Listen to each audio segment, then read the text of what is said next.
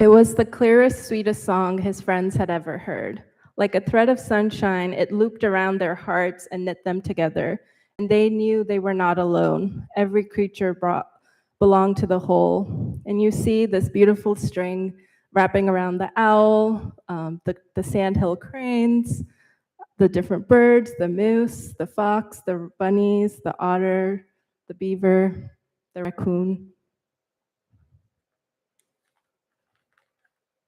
The end.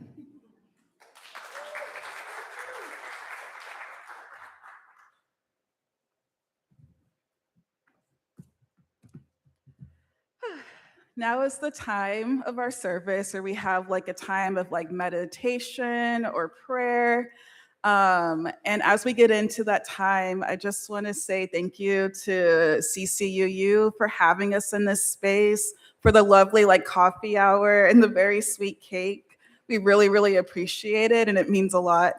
And also thank you all, right? We're meeting in a different space. Some of us had to commute a little bit further. You know, some people don't like leaving uptown. But here we are, right? Here we are gathered again together. So thank you to you all. And we usually do like a time of joys and sorrows for like the first Sunday. And since we haven't been able to meet formally, do you all mind if we do that right now? Does that sound good to folks? Okay. So if folks want to kind of line up, maybe over here, and we'll take turns sharing our joys and sorrows. So it's times where we just share what's on our hearts of our community, just whatever you want to be heard. Like if you're going through something and you hope that people are thinking of you or praying for you, or if you just want to share a celebration and just want to let folks know, this is the time to do so. So if you want to all like kind of form a line and we'll get it moving.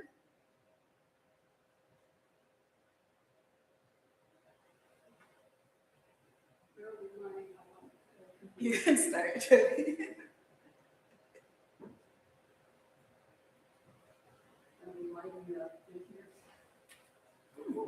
Actually, you have another candle, right? Just say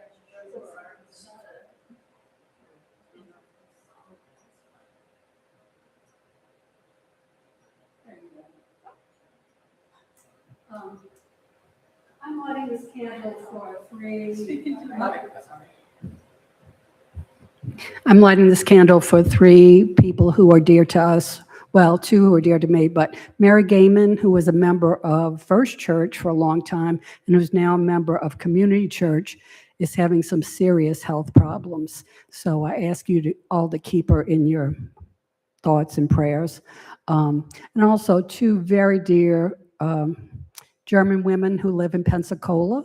One's 89, one's 96. They're in my family of choice.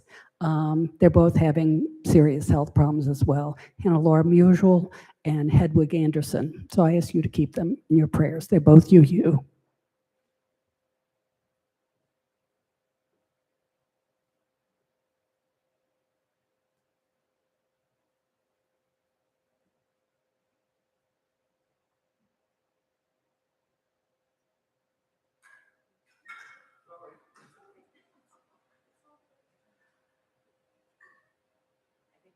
Too much technology for me.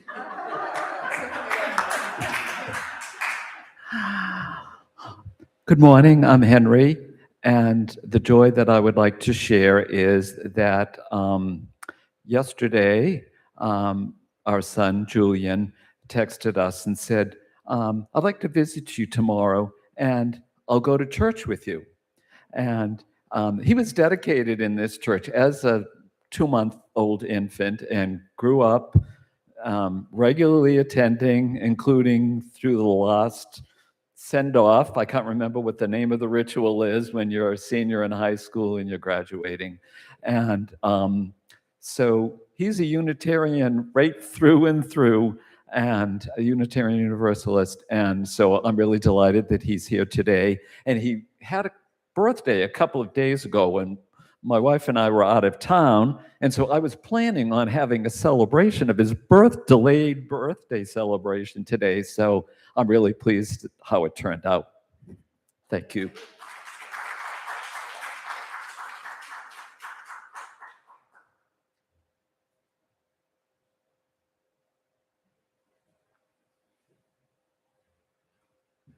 Good morning. I'm Amy, and I have a joy to share that kind of came out of nowhere. I was standing in line at the Sam's Club with just a couple items, and the people in front of me had a large cart, and it was self-checkout. And I was in no hurry, so I was fine with that. And it took them a while, and they had a gift card, and they had to take it out of its cardboard wrapper, and that took a while. And so they finally paid for their items, and then they turned around and handed me the card and said, "Here, there's money left on this. Please use it." And so I just wanted to remind everybody that joy and kindness kind of comes out of nowhere.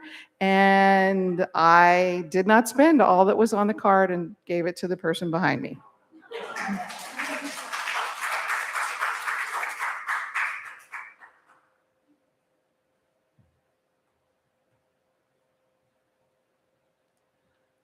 Hi.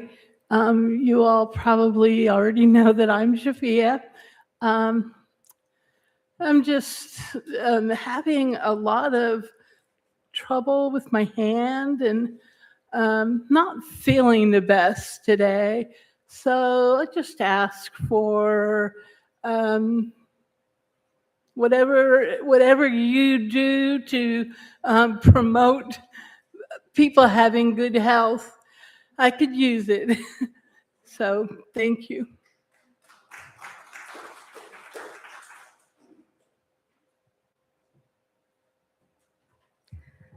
I'm Margot, and my joy sort of comes from a sorrow, but we've been thinking about, many of you may remember our longtime member, Mary Jo Day, but we've been working on, because she expressly in Mary Jo fashion said, "Oh, there cannot be a memorial service. That's too depressing. It has to be something cheerful, like a Fado-Do." Which a memorial Fado-Do, as far as I know, is not a thing, but it is going to be a thing October 4th. And a few of us have been meeting every couple of weeks to kind of plan it. And coming out of it, we've just learned so much more about Mary Jo, and everyone has a little story about this that she did or that she did. And that's just been such a joy to me to get to kind of hear more stories about her. So.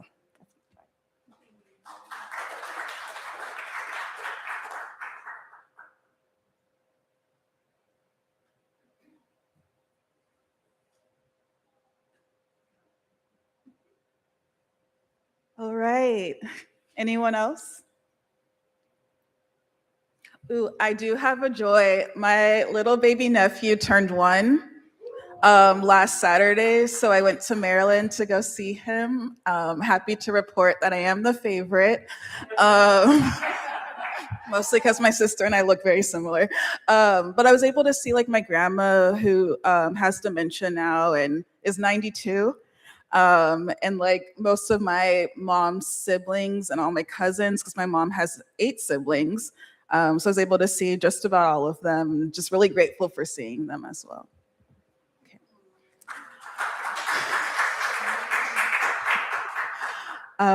So yeah, just like lifting into the universe everything that's been shared and those that like remain with our hearts, those things that weren't shared, just holding everyone right in our care and our thoughts, and just holding our community together. So now we're going to enter into a time of silence, and at the end of it, we're going to conclude this time with the hymn that's in your order of worship called Voice Still and Small.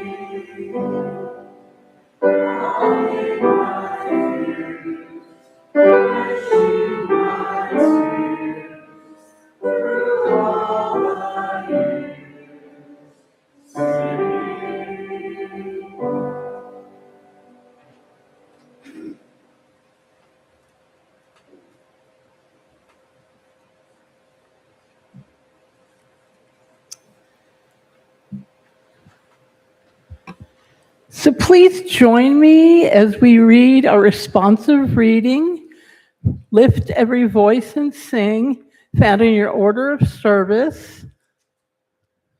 I'll begin, and I will please read the text in italics.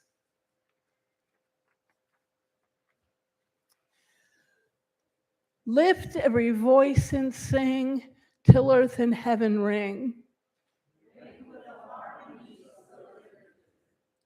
Let our rejoicing rise high as the listening skies. Sing a song full of the faith that the dark past has taught us.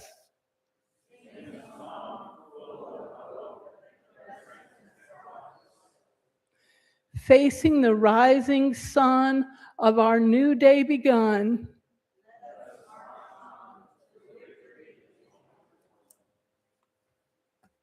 And now for the sermon.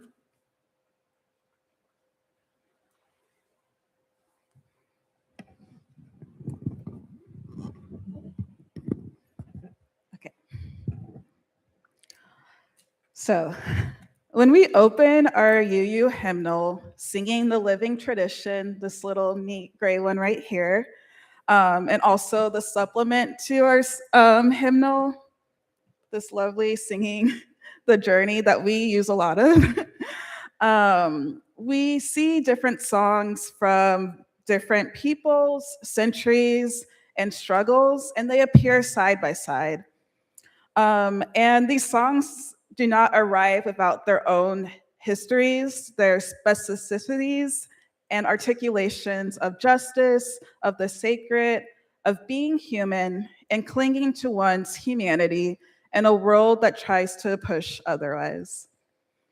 Before many of these songs were numbered in the hymnal and numbered as hymns, they were like collective creations. They were cries, prayers, organizing strategies, and declarations of survival.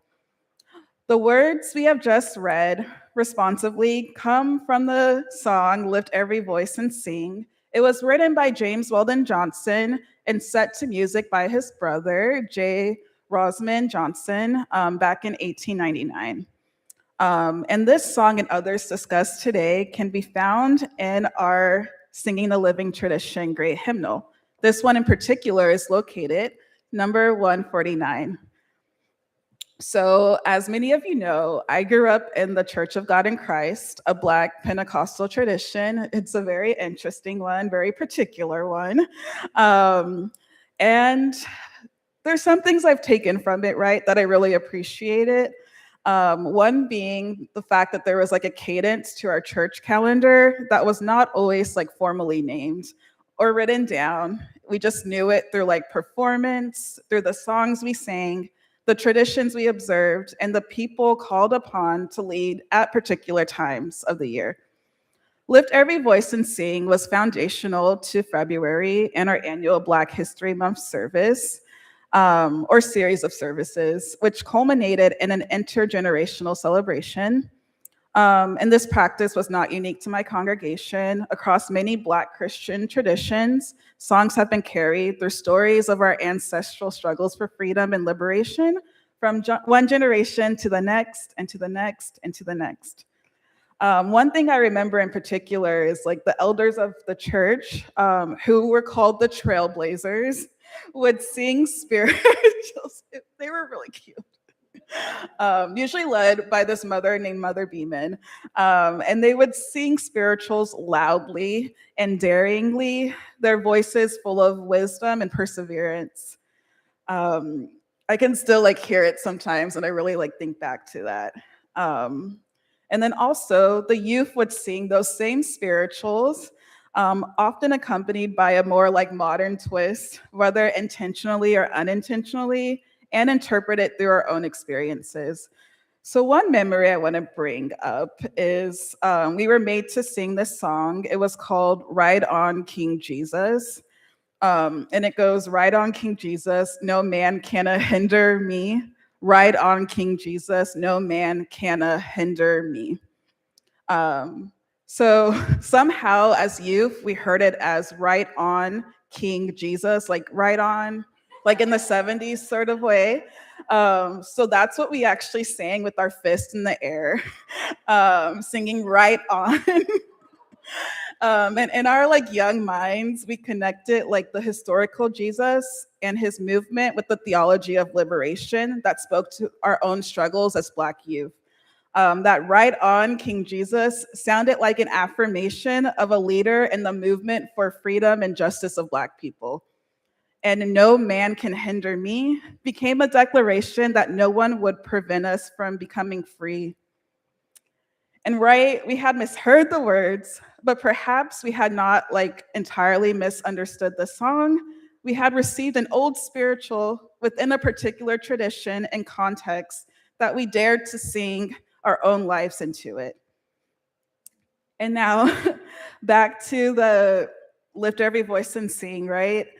So that song, as I said, was written in 1899 by two brothers, and they created it for a celebration of Abraham Lincoln's birthday at the segregated Stanton School in Jacksonville, Florida, where James Weldon actually served as principal at the time. And on February 12, 1900, 500 Black school children gathered to perform the song publicly for the first time.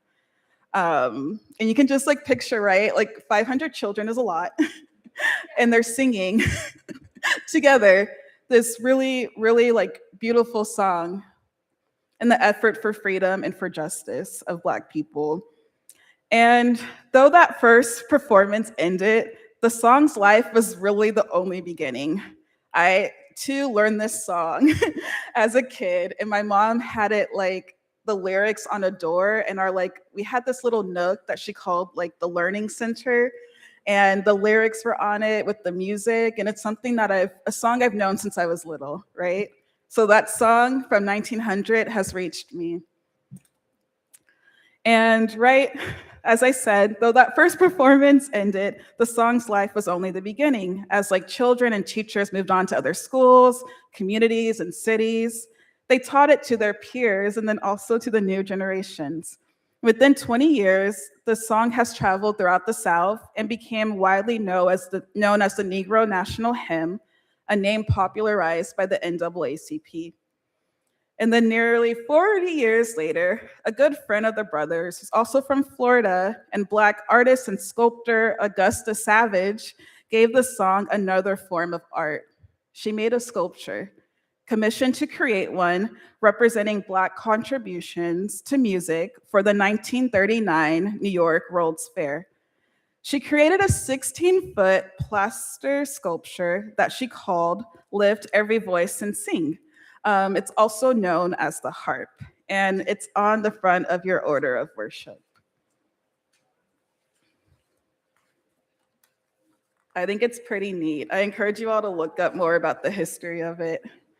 And the sculpture depicted 12 Black singers with different heights forming a string, like the strings of a harp, and the folds of their choir robes actually become the strings, while the hand and arm of God form the instrument sounding board. And at the front, there's like this kneeling figure held the music and formed the harp's foot pedal. Individual bodies became one instrument, distinct voices becoming a collective song. And right, more than 5 million people saw the sculpture, and it became one of the fair's most popular exhibits and frequently photographed in works. But Savage could not afford to cast it in bronze, move it, or store it. So when the fair ended, it was destroyed along with some of her other installations. Yeah, it's terrible. And the monument was lost. But right, this image, that song, the message, photos of her work endured with staying power. It passed from those Johnson brothers to those 500 children, from those children to new communities, to Savage's visual art. And it continues to survive because generation after generation has continued to lift its voice, the song's message, its meaning, and its purpose. And right, spirituals, civil rights, freedom songs, workers' protest songs are not interchangeable categories, right? They emerge from different communities and historical circumstances, but they meet when people use songs to preserve memory, to resist oppression, imagine and reimagine freedom, and move together. Sometimes songs are carried forward because people preserve their words. At other times, they carry on because the very communities that birthed them, they transformed them. And that's what happened with the hymn, number 153 in our hymnal, Oh, I Woke Up This Morning. And you're welcome to follow along in your hymnal as I'm going through some of these. So Bernice Johnson Reagan, civil rights activist, historian, founding member of the Student Nonviolent Coordinating Committee, SNCC, Freedom Singers, and also founder of Sweet Honey in the Rock, described freedom songs as the collective breath of the movement. And while reflecting on the congregational nature of these songs, Reagan wrote in a 2006 article for PBS Boston that a song leader is different from a soloist. A soloist is someone who can execute the entire song. A song leader is someone who starts the song, and if that performance is successful, it is successful not only because of the prowess of the leader, but because people who are located within the sound of that voice join in to raise the song into life. Join in to raise the song into life. I love that. The freedom song then did not only belong to one person who began it, who wrote it. It became a freedom song when other people heard the invitation, joined their voices, and raised it into life together. And Reagan also reminds us that the songs that were sung the most were adapted from the repertoire that people already knew. Movement participants reached for the music already living within them, within their communities, within their tradition, the spirituals, or Christian gospel songs, hymns, Christian biblical stories that they learned in Black churches and communities. Then, as circumstances demanded, they changed the words. So a church song about Jesus could become a song that embodied freedom. A song expressing personal faith could become a declaration of collective resistance. An old song and a new iteration of the struggle. And in that meeting, the freedom song emerged. And that's what happened with the Woke Up This Morning song. It declares, I woke up this morning with my mind stayed on Jesus. But during the freedom rides, the song became, I woke up this morning with my mind stayed on freedom. And that's a version a lot of us have heard that's in our hymnal. And this sacred tradition, has not necessarily been abandoned. It's been activated as faith became a public commitment and freedom became something in which people deliberately fixed their minds before facing another day of marching, of protesting, of facing arrest and violence and imprisonment.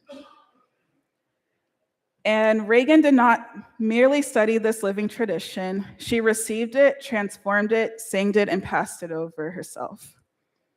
So yeah, Woke Up This Morning shows how Black activists transformed a familiar song to meet the needs of the civil rights movement.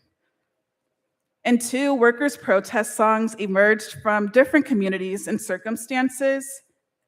And while their histories, again, aren't interchangeable, they meet folks in the way where people can use music to name what oppression has denied them and to imagine what freedom should make possible. And that brings us to hymn number 109, As We Come Marching, Marching, commonly known as Bread and Roses. So the Library of Congress describes the 1912 textile strike in Lawrence, Massachusetts as a moment when the struggles for women's rights, women's labor, and children's labor converged. When mill owners reduced workers' wages, thousands of textile workers, many of them immigrant women and children, walked out. Their wages were so low, the Library of Congress says, that this was a fight literally for bread. But bread was not the only thing for which workers struggled. The phrase bread and roses came from the poem James, I can never say this name right, Oppenheim. Y'all know what I'm talking about? Oppenheim? Bless you, Michael. Had published just 1 month before the strike. Bread represented wages and food and shelter and the necessities of survival too. Roses represented beauty, rest, education, art, dignity, and the right to experience life as something more than endless labor. The poem was later set to music and carried into other struggles led by women fighting for their rights. Today it lives in our hymnal that we can be found singing to as you use. And its message remains radical. Freedom cannot mean giving people only enough bread to keep working. People also need roses. We need beauty and love, leisure, joy. Liberation is not simply the right to survive. It is the right to live fully and freely. Bread and roses names what people are struggling towards, right? Not survival alone, but dignity. And freedom songs also tell us something about the journey towards that life.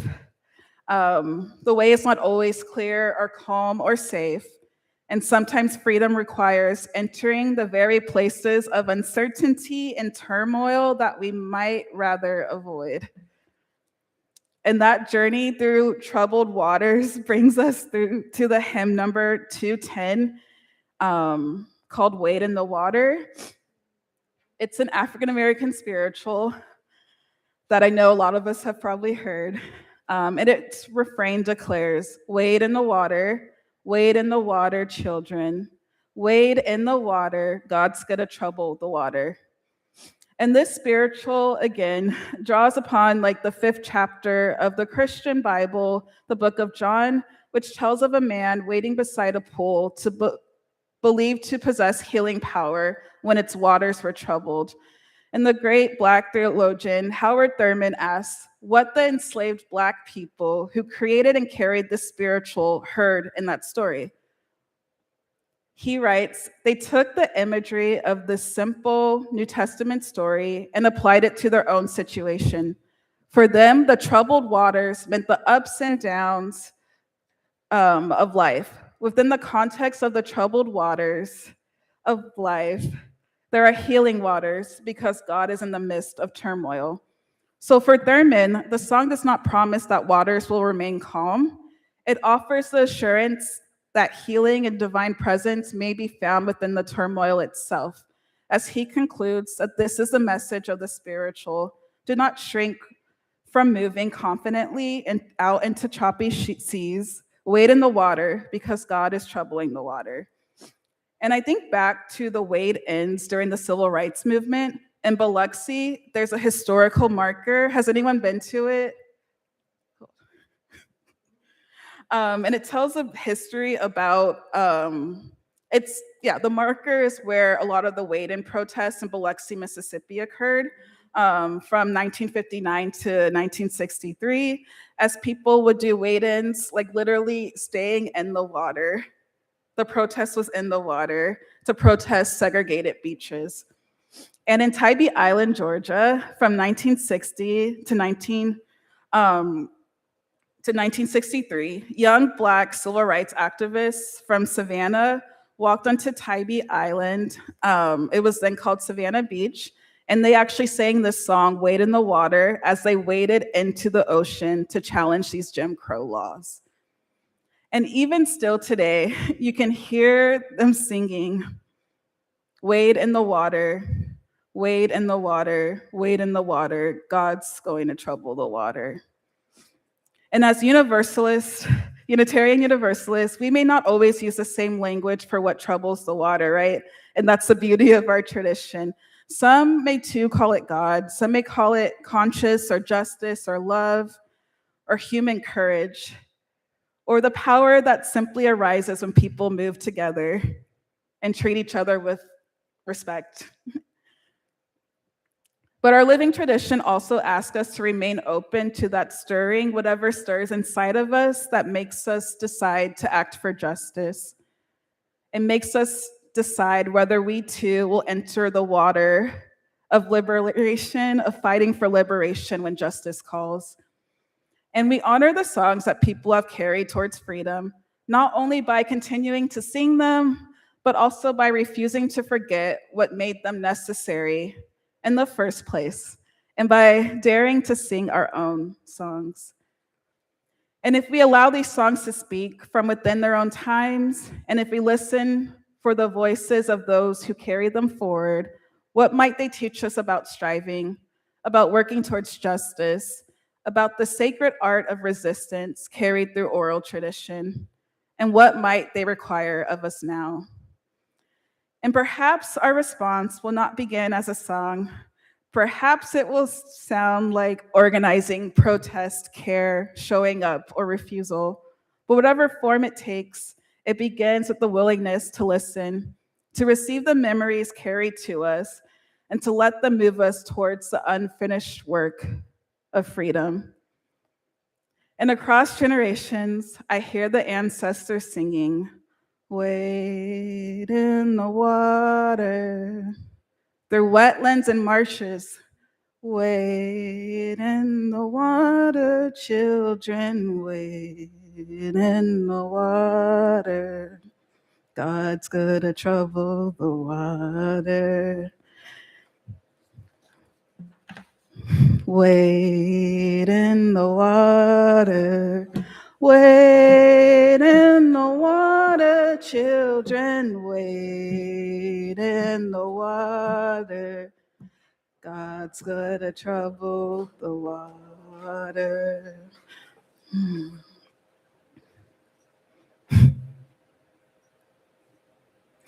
And across generations, and hiding in plain sight, wade in the water. On marches and segregated beaches, wade in the water. In the streets of New Orleans and in the schools, wade in the water.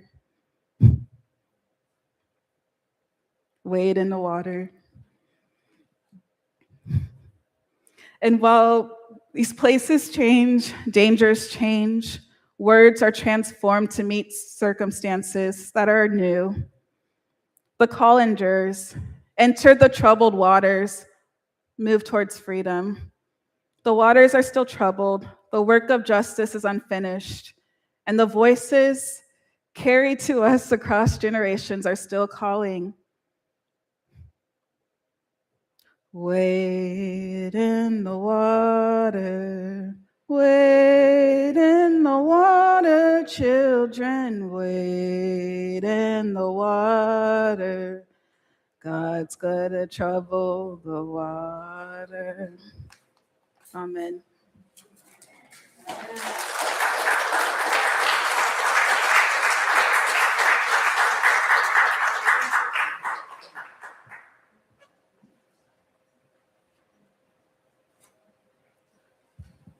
Wow.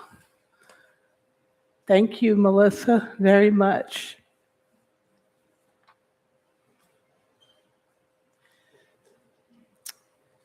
So as you use, generosity is one of our shared values. And as you use, we agree to cultivate a spirit of gratitude and hope.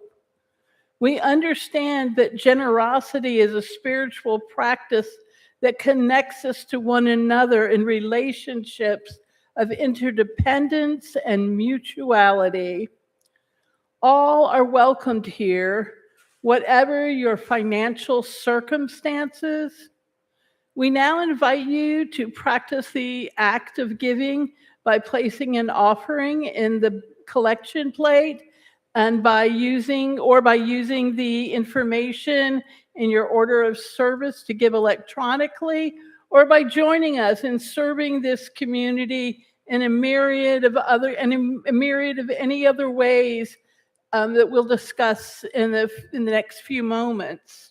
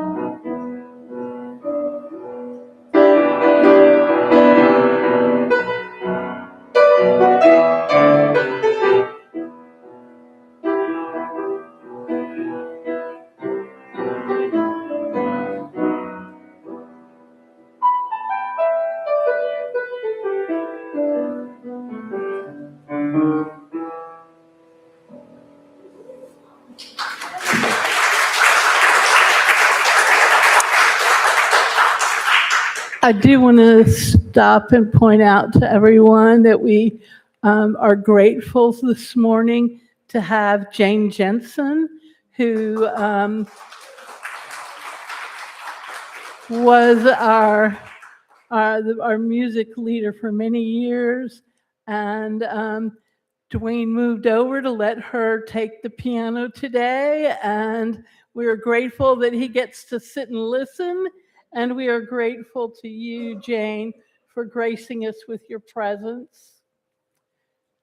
So could we all together read the response of to our grateful. Let me get this out again. If we could go ahead and read the acknowledgement of the gifts to this community of faith that is written in your order of service. This gift from the abundance of my life blesses me, our ministries, and the world. And now I will just have a couple of brief announcements. One is that after we are done here, that there is a need for volunteers to help service the area in the where we had coffee hour.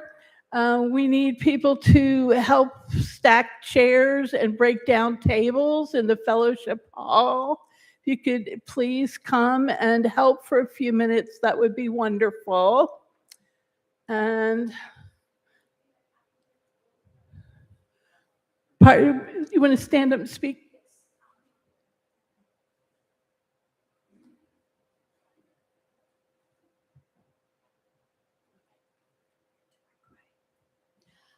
Good morning. Several people have asked me, and I thought, oh, well, I'll share. Here's where we are. Not where we belong, but here's where we are. But we don't live here. Okay. The fellowship hall at Rain is ready for us to return.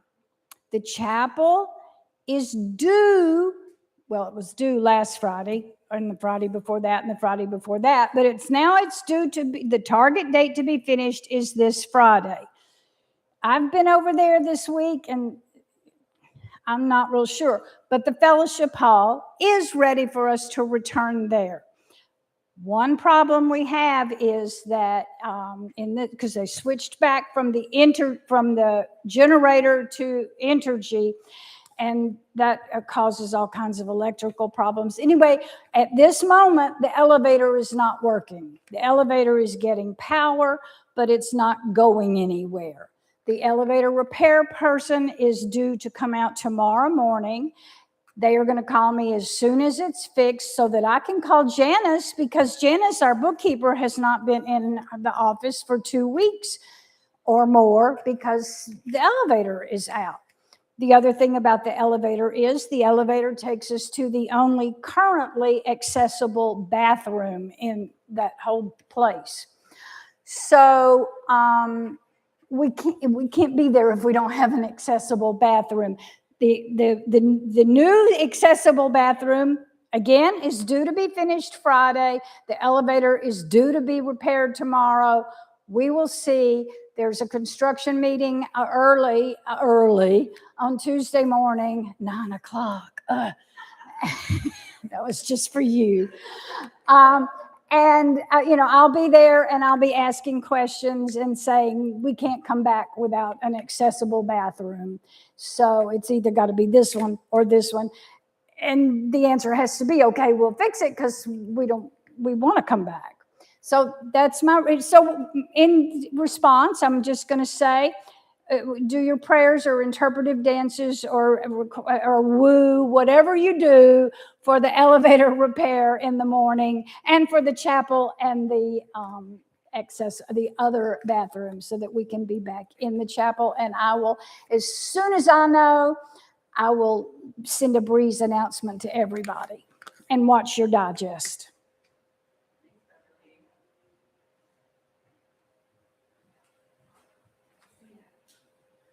Thank you. Oh, yeah, come on. I just want to remind everybody that we have our quarterly congregational meeting next Sunday, and it will be on Zoom at 5 p.m. Thank you. And I want to invite everybody to attend the final Together New Orleans Civic Academy, which will be occurring this Thursday at the Broadmoor Improvement Association building. It's going to be on energy reform, and it's very interesting. We've given 4 civic academies. One was here at this church on infrastructure, public works, and they've been really well received. We've had really good attendance. People are, it gives you a chance to find out why the power goes out, why your energy bills are so high, and what can be done about that as citizens of New Orleans, because we've done a lot of work on this. People find it really positive. So I have this. There was an announcement in the Weekly Digest, and you can scan this if you need, or take a couple. I have them. Thank you. Thursday.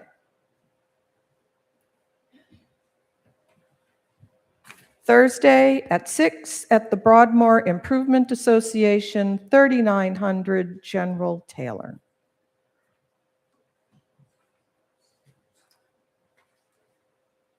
Okay.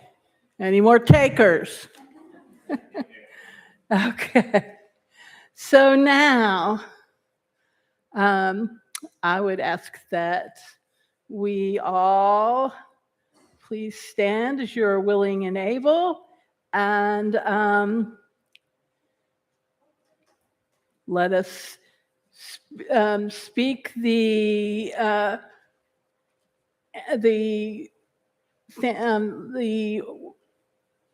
chalice extinguishing. Thank you. Thank you for that help there, Anne. We will read it together.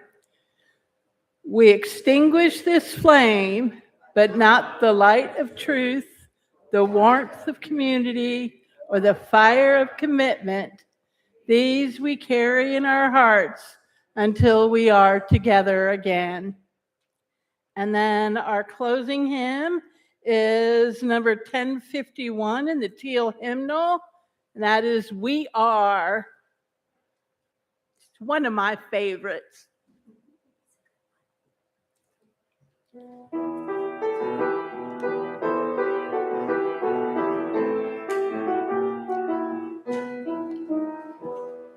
For each child that's born, a morning star rises and sings to the universe who we are.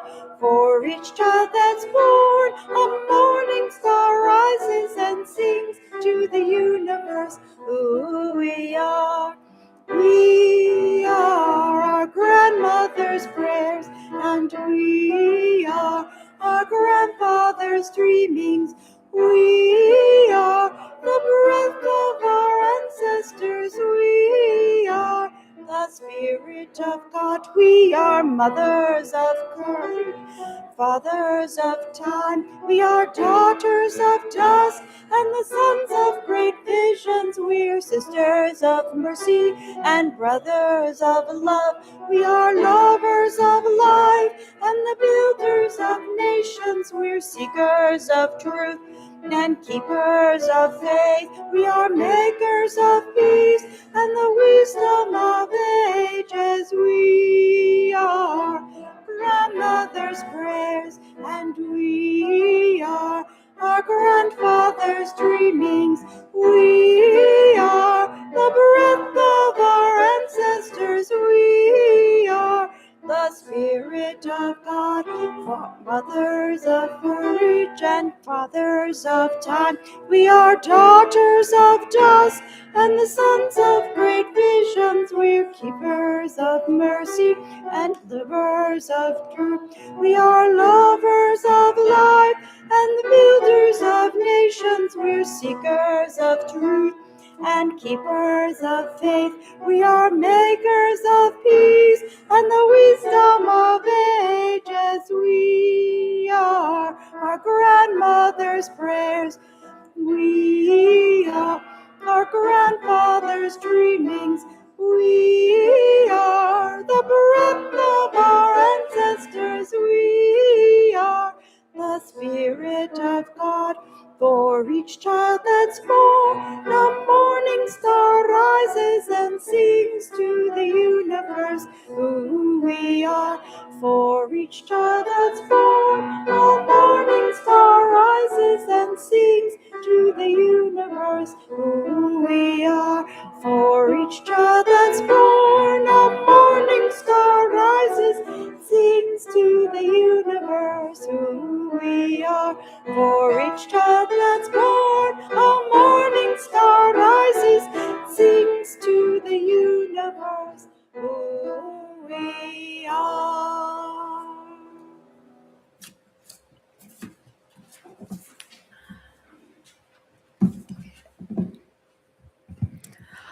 The 4 songs we talked about today are just part of a few traditions, right? They're spirituals, freedom songs, protest songs from the women's right era.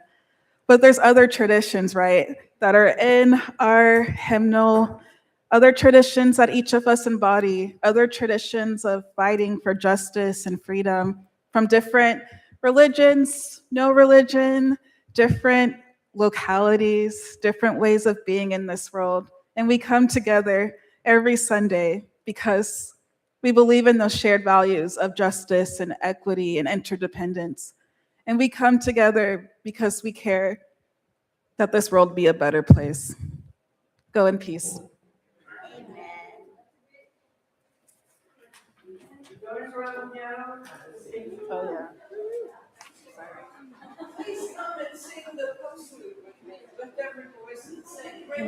Can I just say,